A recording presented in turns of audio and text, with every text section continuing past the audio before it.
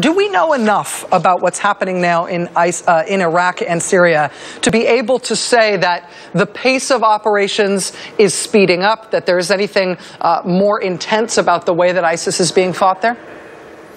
Well, we certainly know that there's significant military progress on the ground in both Iraq and Syria. You've had, as you're reporting, increased activity just over the last 24 hours. But if you look back over the last 30 days, you've seen progress on the ground. You've seen significant progress in pushing ISIL out of Kobani. You've seen Mount Sinjar come back under control of our allies. You've started to see some reports of tribes in western Iraq expelling or beginning to take steps to expel ISIS. So that's all good news. What is frankly less certain is whether there is the political reform happening on the ground that is actually going to be the end of ISIS. And that's part of the reason why Congress has to have a debate about this, because we can hear reports of military progress, but unless it's accompanied by real political reform, economic reform, societal reform on the ground in a place like Iraq, then the stalemate or a little bit of momentum on our side doesn't actually help us in the long run. That's why it's just imperative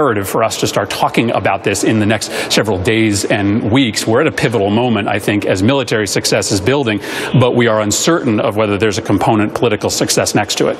Do you see a meaningful connection between the military fight against ISIS on the ground in Iraq and Syria and the international threat posed by ISIS, both through propaganda, perhaps through directly organizing foreign attacks and inspiring the kind of fighters who we saw strike last week in France?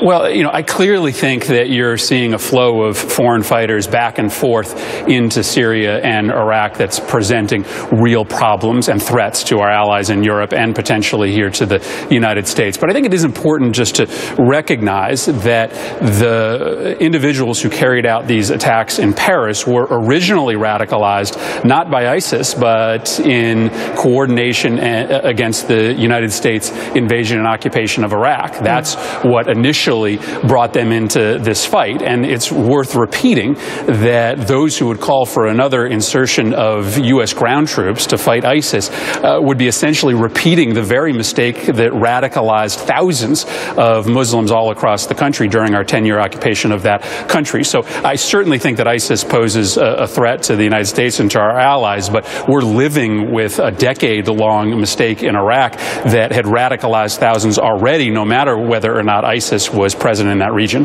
Do you think that there will be a vote in this Congress, sometime in this Congress, about authorizing what we're doing in Iraq and Syria and thereby, for the first time, really substantively debating it?